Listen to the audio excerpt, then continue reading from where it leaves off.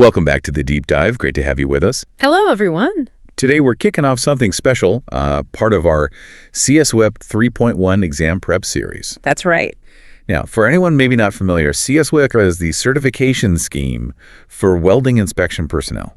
It's a really key qualification in the industry. Absolutely essential. And this deep dive, well, it's specifically designed to help you really get to grips with the key concepts, using the kind of multiple choice questions you'll actually see on the exam. Our aim isn't just, giving you the answers. We want to unpack why they're right. Precisely. It's about moving beyond just memorizing facts. You need to understand the principles behind them. Exactly. Giving you that clarity, that confidence.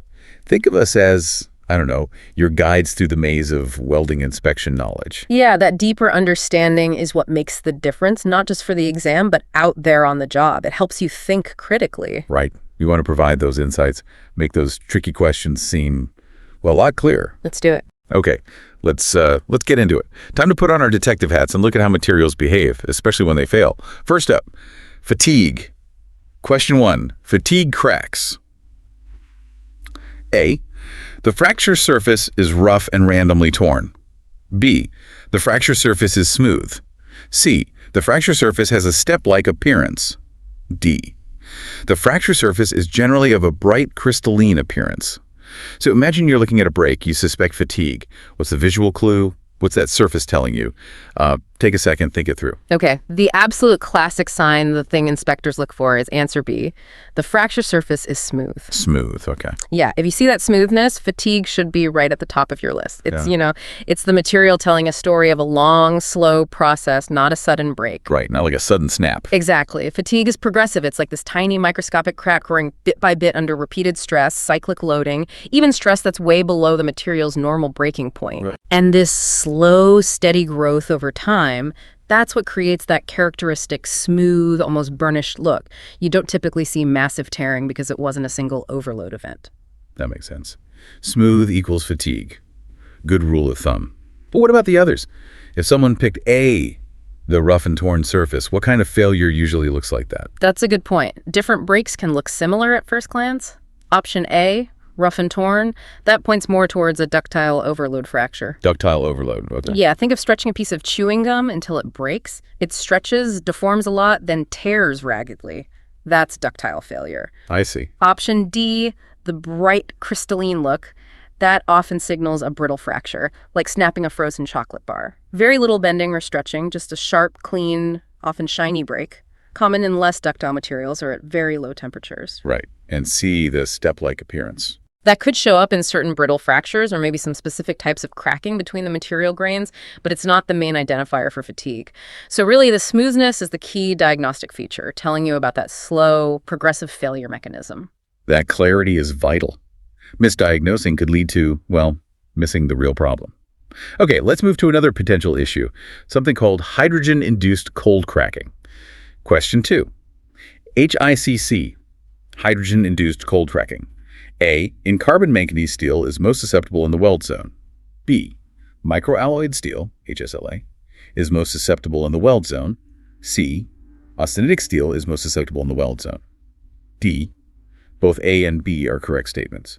HICC, sounds serious. What makes this type of cracking such a headache, and which steels should we be most wary of? It is serious, and the correct answer here is B. Microalloyed steel, HSLA, is most susceptible in the weld zone. HSLA steels. Yep. Yeah, understanding which materials are prone is, well, it's fundamental. It affects everything from how you prepare the weld to what you do afterwards, like heat treatment to avoid these cracks. So what is HICC, essentially? HICC is often called delayed cracking because it doesn't happen immediately. It can show up hours, sometimes even days after welding. It needs a kind of perfect storm, enough hydrogen kicking around, a microstructure that's susceptible, stress left over from the welding process, and usually a relatively low temperature, say below 200 Celsius. Right. And microalloyed steels, or high-strength low-alloy steels, HSLA, they're particularly vulnerable in the weld zone. Why? Because their chemistry and how they're processed mean they often form harder, less forgiving microstructures like martensite when they cool down after welding. So the strength comes with a potential downside. In a way, yes. These harder structures don't tolerate hydrogen and stress very well. They provide sort of pathways for cracks to form and grow much more easily when hydrogen gets involved. Okay, that makes sense. But the question also mentions carbon manganese steels and austenitic steels. Why aren't they most susceptible? Good question. Carbon manganese steels, option A, they can definitely suffer from HICC, especially if they're thicker or have higher carbon content. But generally speaking, HSLA steels are considered a higher risk because of those specific microstructures they tend to form. They're designed for high strength, which can make them less ductile in the heat-affected zone. And austenitic, like stainless steels. Right. Austenitic steels, option C, they have a completely different atomic structure. It's called face-centered cubic. It's much more forgiving, more ductile. Crucially, hydrogen can move through it much more easily without getting trapped and causing problems. So hydrogen finds it harder to build up and initiate cracks. They're generally much less susceptible than HSLA or even many carbon manganese steels. Got it. So material knowledge is absolutely critical. Okay, let's change pace slightly. Let's talk electrodes and those sometimes confusing classification numbers. Question 3. E7018. Yeah? A is a basic low hydrogen electrode containing iron powder. B is a rutile electrode containing iron powder. C is a cellulose electrode suitable for welding in all positions. D is a basic electrode depositing weld metal yield strength of at least 70,000 psi. Yeah. E7018. You see these codes on electrode boxes all the time. They seem like a secret language, but apparently they tell you a lot. What's the story with E7018? They really do tell a story, and the correct answer here is A, is a basic low hydrogen electrode containing iron powder. Being able to decode this is, well, it's bread and butter for an inspector. Quality control depends on it. Okay, so break it down for us. E7018. Right. Let's decode it. E just means it's an electrode for arc welding. Pretty straightforward. Yeah. 70, this is important. It tells you the minimum tensile strength of the weld metal it deposits in thousands of psi. So 70 means 70,000 psi minimum tensile strength. Tensile strength, right. The next digit, 1, tells you about the welding positions it's suitable for. 1 means all positions flat, horizontal, vertical, overhead. Very versatile. Now, the last digit, the 8, that's where a lot of the key information is packed in this case. The 8 specifically tells us it has a basic low hydrogen coating, and it also contains iron powder. Wow, okay. So that 8 covers 3 key things. Basic, low hydrogen, and iron powder. What's the significance of those? Why are they important? Hugely significant. First, basic low hydrogen. Remember HICC. Hydrogen is the enemy for cold cracking. A low hydrogen coating means much less hydrogen gets into the weld pool in the first place. That's critical for preventing cracks, especially when you're welding those susceptible steels we just talked about, or thicker materials. Right. Connects back to the HICC issue. Exactly. It's all connected. Then, the iron powder. Adding iron powder to the coating does something clever. It increases the amount of weld metal you deposit with each electrode. It boosts deposition rate, makes welding faster, more efficient. So it's about productivity too. Yes, but without compromising the low hydrogen benefit. Now, looking at the other options, B is wrong because 7018 is basic, not rutile, that's a different coating type. C is wrong because it's not cellulose, again, different type, though it is all positional. And D is partly right, it is basic, but incorrectly mentions yield strength instead of tensile strength. And critically, it misses the low hydrogen and iron powder characteristics, which are defined by that 8. So A gives you the full, correct picture. That's a fantastic explanation. It really highlights how much information is compressed into that code. Okay, next up, let's look at a very common inspection method, radiography. Question 4. Radiographic testing. A is most suited to the detection of volumetric flaws. B is most suited to the detection of all planar flaws. C, both A and BD, is most suited to the detection of laminations in rolled plate materials. Radiographic testing, RT, X-rays, or gamma rays. It's one of the main NDP methods. If you had to name its main strength, its superpower, what kind of flaws is it best at finding? Its superpower definitely is answer A, is most suited to the detection of volumetric flaws. Volumetric flaws. Okay. And understanding the strengths and weaknesses of each NDT method is crucial. You need the right tool for the specific job you're doing. So how does RT work and why volumetric? Well, think of it like getting a medical X-ray, but for welds or materials. You pass radiation X-rays or gamma rays through the part. Denser or thicker areas absorb more radiation, less dense or thinner areas absorb less. This difference creates an image on a film or a digital detector. Right. Volumetric flaws are things like porosity, little gas bubbles trapped inside, or slag inclusions, which are bits of non-metallic stuff caught in the weld, or maybe lack of penetration where the weld didn't go deep enough. All of these represent a change in the volume of solid metal, a change in thickness or density. These changes show up clearly on the radiograph because they affect how much radiation gets through. Porosity looks like darker spots. Slag might be irregular, darker shapes. RT is excellent at spotting these kinds of internal three-dimensional flaws. Okay, that makes perfect sense for volumetric flaws. But why isn't it as good for planar flaws, like option B suggests? Things like cracks. Surely it would see a gap. That's a really common question, and it comes down to orientation. RT is actually less effective for certain planar flaws, especially very tight cracks or lack of fusion, particularly if they lie parallel or almost parallel to the direction the radiation beam is traveling. Orientation matters. Absolutely. Imagine trying to see a very thin sheet of paper edge on. It's almost invisible, right? Yeah. A tight crack is similar. If the radiation beam doesn't pass through a significant gap thickness, the change in absorption might be too small to detect reliably on the image. You need the crack to be oriented more perpendicularly to the beam for a better chance of seeing it. That's why B, saying it's suited for all planar flaws, is incorrect. Nice. Other methods, like ultrasonic testing, are often much better for finding those tight, unfavorably oriented planar flaws.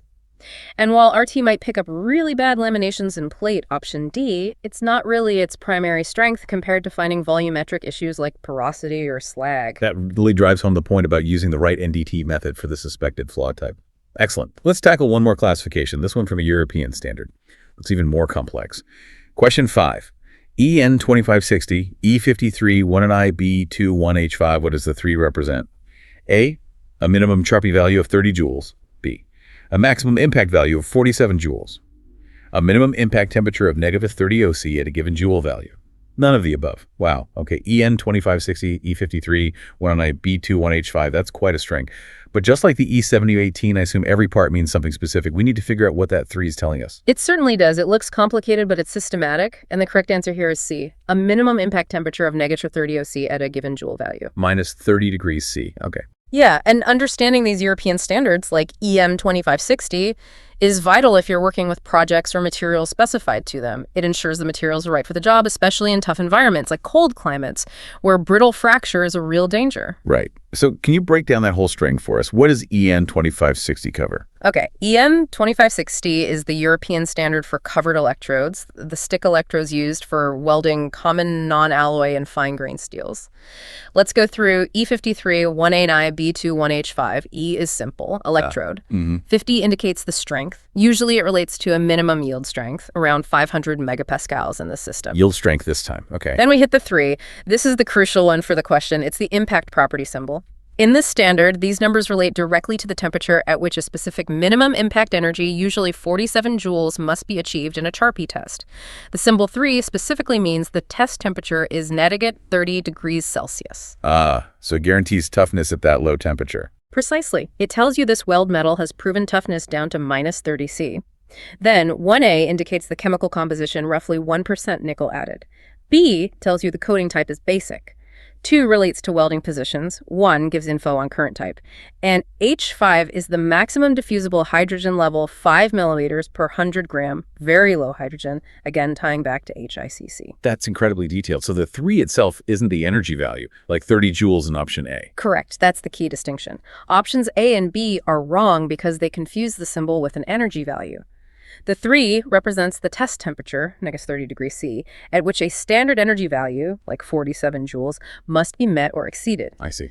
Knowing this temperature rating is critical for anything operating in cold conditions. Think pipelines in cold regions, offshore structures, refrigerated tanks. You need to be absolutely sure the weld won't suddenly fracture like glass when the temperature drops. This code tells you it's suitable for those conditions down to negative 30 degrees C. That makes perfect sense, ensuring the material matches the environment. Wow, we've covered a lot of ground there. Well, that brings us towards the end of this deep dive, our special CSWIP exam prep edition. We've really dug into some key areas, haven't we? We certainly have. We looked at the telltale smooth surface of fatigue cracks. We identified why those HSLA steels are particularly tricky when it comes to hydrogen-induced cold cracking. We decoded the E7-to-E18 electrode, understanding its low hydrogen benefits. We figured out why RT excels at finding those volumetric flaws. And finally, we navigated that complex EN standard to pinpoint what the impact temperature symbol means. So for anyone listening who's preparing for that CSWIP 3.1 exam, hopefully breaking these down helps build that solid foundation. Mastering these details is really about, learning to read the signs, understand the language of welding. Absolutely. And the real value, I think the thing we hope you take away isn't just memorizing answers for the test. It's about building that deeper interconnected understanding of the why. Why do fatigue cracks look smooth? Why are HSLA steels susceptible to HICC? Why is low hydrogen important? That deeper knowledge is what makes you a truly effective, insightful inspector long after the exam is over. It helps you make better judgments on the job. That's the ultimate goal, isn't it? Exactly. So maybe a final thought to leave you with. As you review these points, try to constantly connect them back to the real world. How does understanding HICC and HSLA steel translate to safety on a pipeline project? How does correctly identifying a fatigue crack prevent a potential failure? That link between the technical detail and the real-world consequence, that's where true expertise lies. A perfect point to end on. Connect the code to the consequence. Thanks for those invaluable insights today. My pleasure. Good luck to everyone preparing. And thank you all for joining us on the deep dive. We'll catch you next time.